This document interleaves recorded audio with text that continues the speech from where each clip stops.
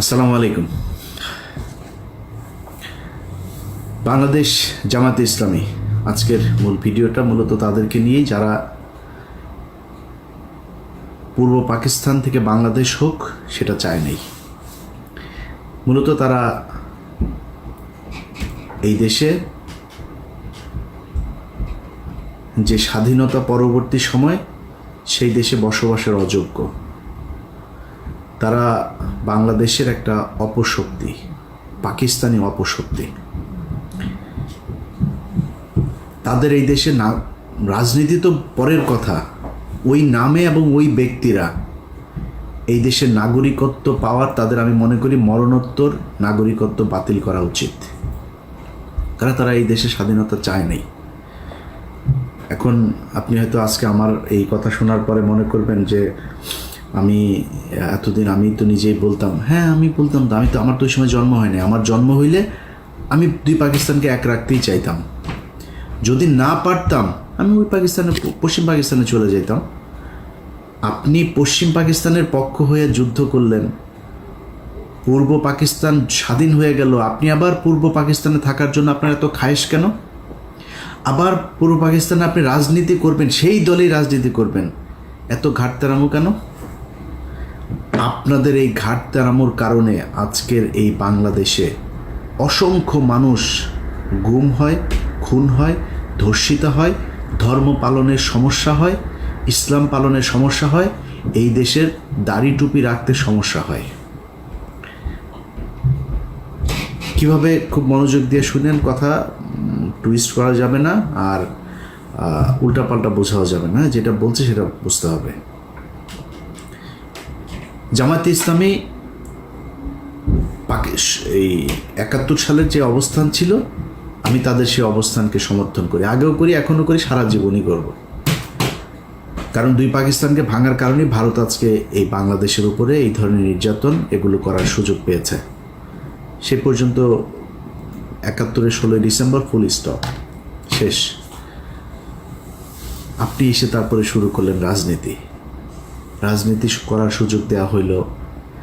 দেওয়ার পরে আপনি ৯১ সালে খালেদা জিয়াকে সমর্থন দিলেন, সরকার গঠন হইল।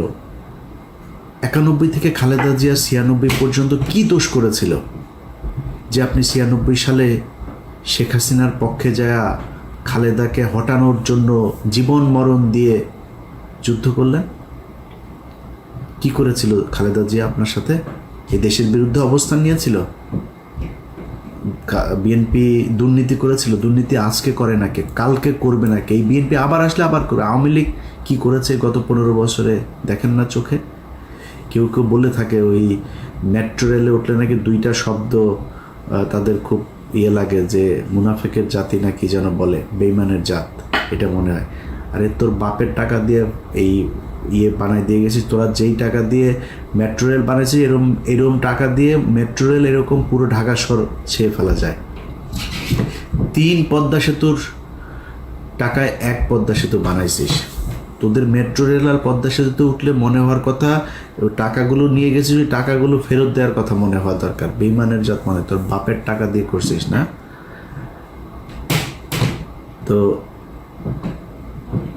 এই দেশে যারা ওই সময় রাজনীতি করেছে, বিএনপি বলেন, আওয়ামী লীগ বলেন, সবাই দুর্নীতি করেছে।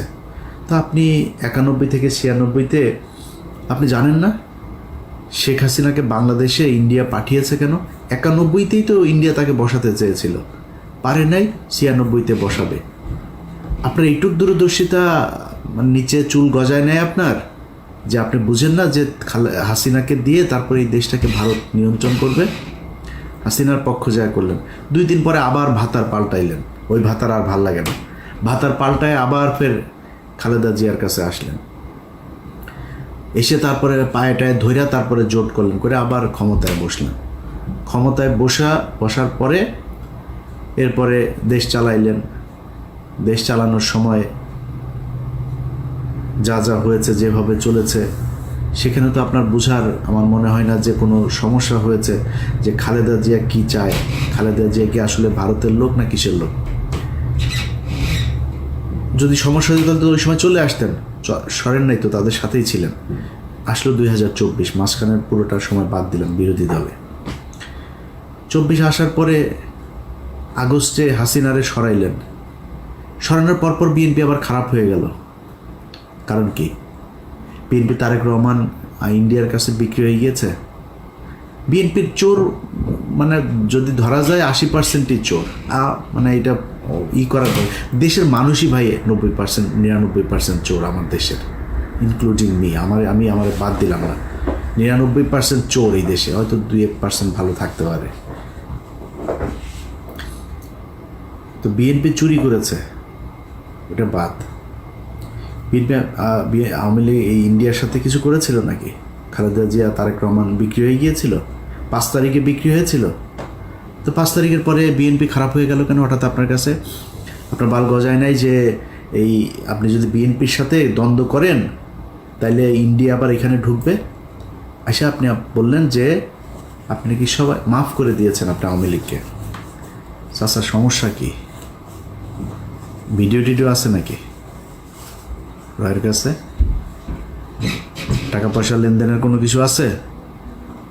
সমস্যাটা কোথায়? আপনি এসে বললেন মাফ করে দিলাম, তো আপনার কথা হওয়ার কথা না।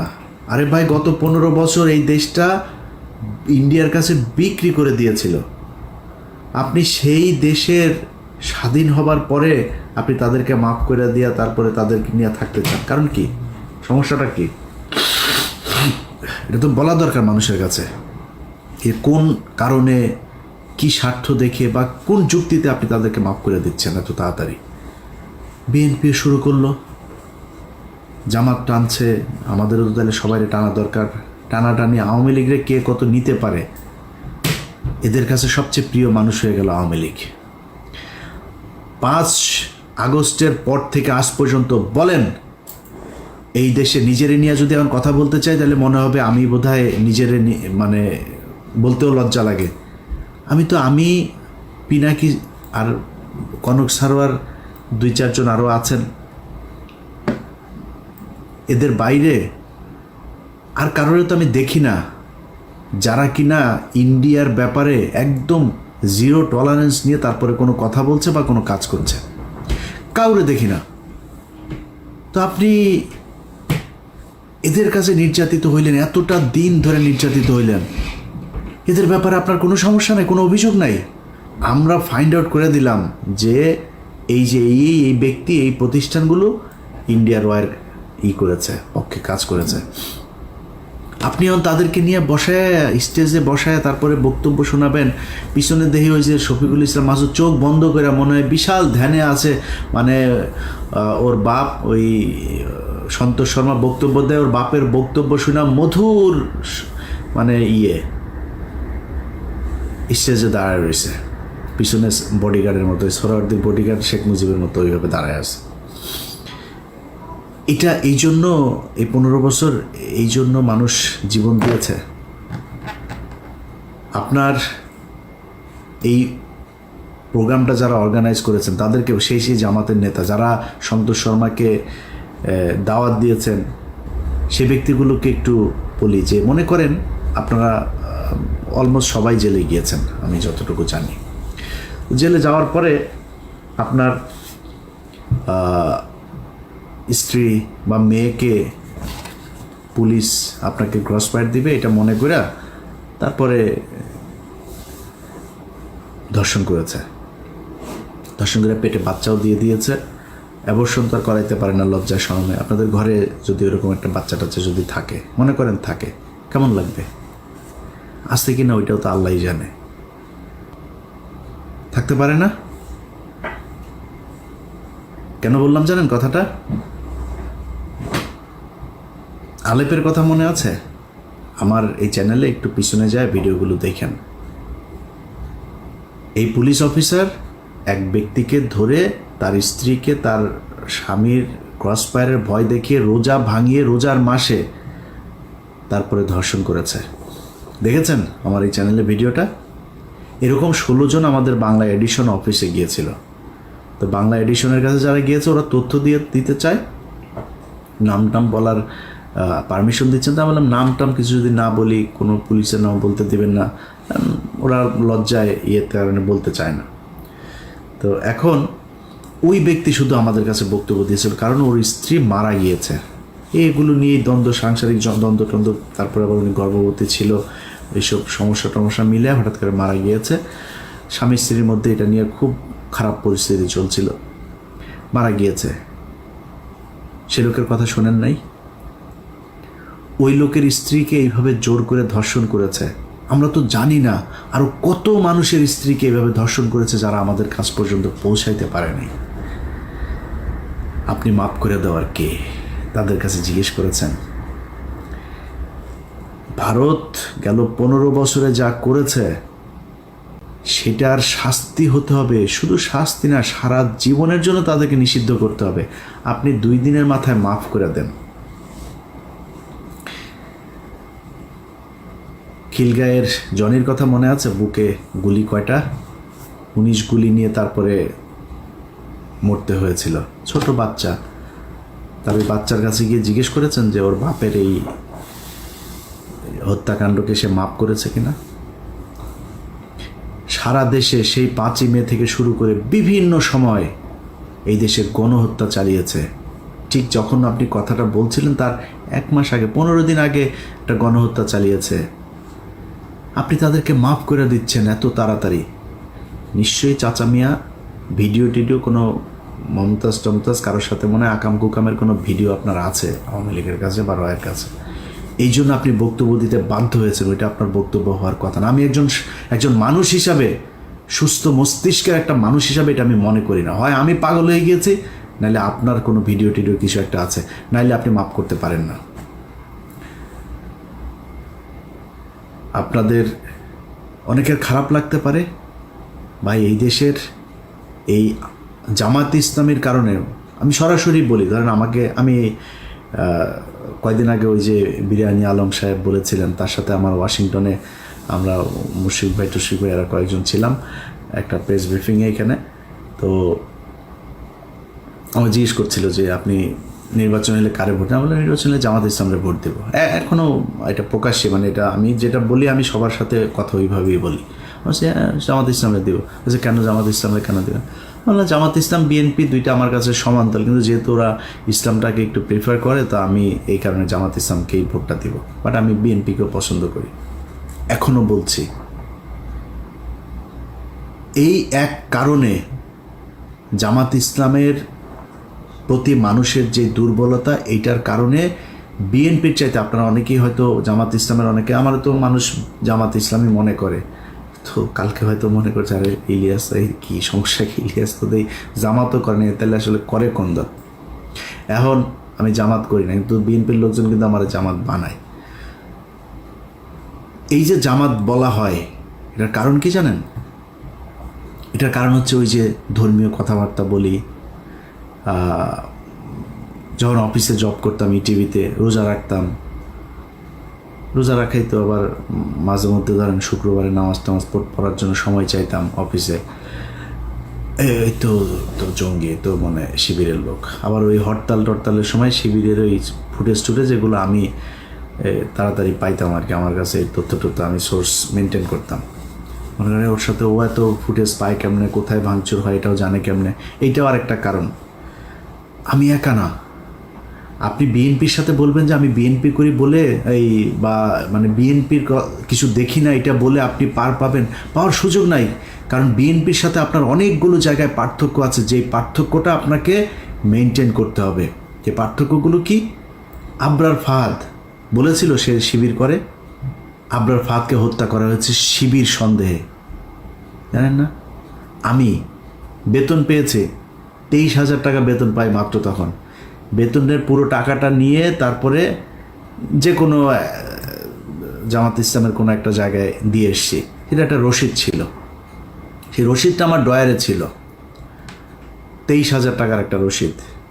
23,800 টাকা বেতন পাইতাম তখন, 800 রেখে দিয়েছিলাম, 23,000 টাকার রসিদটা দিয়েছিলাম। তো আমি যেহেতু ঢাকা শহরে আমার যেহেতু মানে নিজের বাবার বাড়িটাই আছে, আমার যেহেতু মানে ভাড়া দিতে হয় না, আমি অফিসে অন্যদের চাইতে একটু রিল্যাক্স থাকতাম। কোনো বাজার টাজার কোনো কিছু আমার কোনো ঝামেলা ছিল না।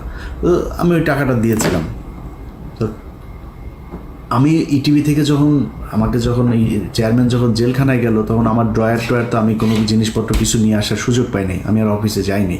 আমার ওইখানেই খুঁজে এগুলো পেয়েছিল। ওই রসিদটা নিয়ে ডিবির মনিরের কাছে দিয়ে এসেছিল আমাদের 21 টেলিভিশনের অখিল পোদ্দার।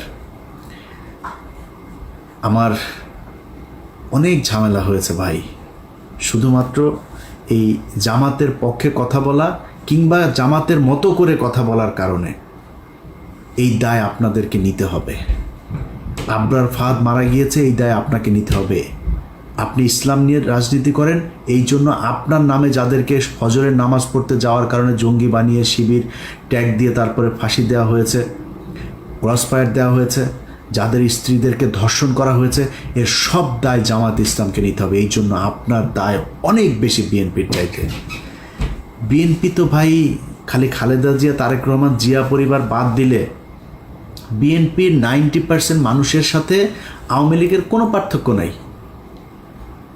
আপনি যদি নাকি এই ভারতের ইস্যুটার সামনে নিয়ে এসে যদি বলেন, ভাই বিএনপির বহু মানুষ আছে। এই যে সালাউদ্দিন দেখেন না, সালাউদ্দিন ইন্ডিয়াতে ধরে নিয়ে গিয়েছিল, আমরা জানি, ধরে নিয়ে যে তাকে গুম করেছিল। ওই গুম হয় নাই, ওই বাংলাদেশের মানুষের গুম করছিল।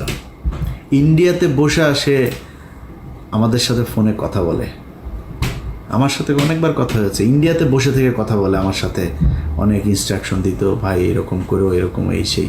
আমি খুব অবাক হইতাম যে ইন্ডিয়াতে বসে সে কথা বলে, তারে কিছু বলে না।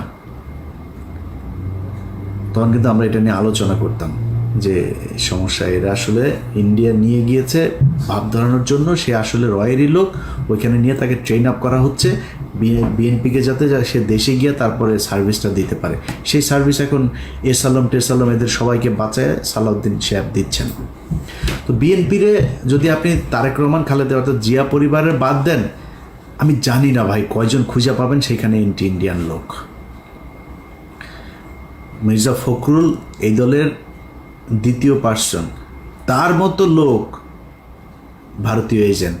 এরপরের আর কে কোথায় আছে আমরা জানি না, এটা নিয়ে আজকে কথা বলছি না, যেহেতু আজকে ওইটা বাদ। তো মানুষের প্রত্যাশা জামাত ইসলামের উপরে অনেক বেশি, বিশেষ করে ভারতের ক্ষেত্রে, কারণ ভারতের সাথে আপনারা 71-এ হেরেছেন। এই গত কয়েক বছরে আপনাদের কয়েকজনকে হত্যা করা হয়েছে। 15 বছর আপনাদের যেসব শিবিরের ছেলেপেলে আছে, জামাতের লোকজন আছে, তাদেরকে প্রচণ্ড কষ্ট, নির্যাতন সহ্য করতে হয়েছে। এই কষ্ট আপনাদের উপরের এই তাহের ঠাকুরের মতো, এই তাহের মিয়ার মতো এরকম 2-4 জন রয়ের এজেন্টকে নিয়ে আপনি এই পুরো দেশের সব মানুষকে বিপদে ফেলতে পারেন না। জামাতে ইসলামকে নিয়ে অনেক কিছু বলার মতো সুযোগ ছিল, কিচ্ছু বলি নাই। আপনি জানেন এটিএম আজহার এখনো পর্যন্ত জেলখানায় আছে। বাংলাদেশের মানুষকে বিষয়টা বলি, কেন আছে জেলে জানেন? জেলে আছে জামাত ইসলামের কয়েকজন নেতার কারণে। তারা ইচ্ছা করে তাকে জেলখানায় রেখেছে, তারা চায় না সে ছাড়া পাক। 5 তারিখের পর থেকে এখনো পর্যন্ত জামাত ইসলামের অনেক নেতার বাড়িতে আওয়ামী লীগের লোকজনকে লুকিয়ে রাখা হয়েছে। শিবিরের ছেলে পেলে যায় কিছু কিছু জায়গা থেকে তুলে জোর করে তারপর জামাতের সাথে যুদ্ধ করে তাদেরকে বের করেছে। জামাত ইসলামের সাথে শিবিরের একদম খুব স্পষ্ট কিছু দ্বন্দ্ব, তারা সেই বিষয়গুলো বাইরে আসতে দেয় নাই, কিন্তু সেই দ্বন্দ্বগুলো এখন প্রকাশ পাচ্ছে। জামাত ইসলাম, ইসলামী ছাত্র শিবির থেকে শুরু করে যারা এই দলের সমর্থক কর্মী, যারা যেখানে আছেন, আপনারা যদি মনে করেন ভাই সন্তোষ শর্মার মতো লোককে এরকম একটা জায়গা দিয়ে জামায়াত ইসলাম ভালো কাজ করেছে এবং আপনারা সেটাকে সমর্থন দেবেন, আমার কোনো সমস্যা নাই। কিন্তু আজকের পর থেকে জামায়াতে ইসলামকে কোনো জায়গায় কোনোভাবে ছাড় দিয়ে ইলিয়াস হোসাইন কথা বলবে না। আপনাদের সম্মান থাকলো কি না থাকলো যায়ও না আসেও না, কারণ এই জামাত ইসলাম আর আওয়ামী লীগের মধ্যে কোনো পার্থক্য নাই। ওরা ভারতীয় চর, তোমরা পাকিস্তানি চর। আমরা পাকিস্তানের সাথে প্রচণ্ড ভালো সম্পর্ক রাখতে চাই, কিন্তু তুমি পাকিস্তানের হয়ে এই দেশের বিরুদ্ধে, মানুষের বিরুদ্ধে যুদ্ধ করে তারপরে এই দেশে এসে রাজনীতি করবা, রাজনীতি করতে এসে যখন যার দিকে মনে চায় তার পক্ষ হয়ে কাজ করবা, আর তোমারে আমরা কোলে তুলা নাচবো, এটা মনে করার কোনো কারণ নাই। এই কারণেই আজকের ভিডিওতে সবশেষ যেটা বলতে চাই, তোমাদের এই গত 15 বছরে তোমার দলের ভেতরে যত মানুষজন নির্যাতন সহ্য করেছে তাদের কাছে পারমিশন নিয়ে তারপরে সন্তোষ শর্মাকে কালকে স্টেজে উঠিয়েছিল কিনা, এটার পরিষ্কার জবাব তোমাদের Facebook, website, television, press release এসবের মাধ্যমে আমরা জানতে চাই। আল্লাহ হাফেজ।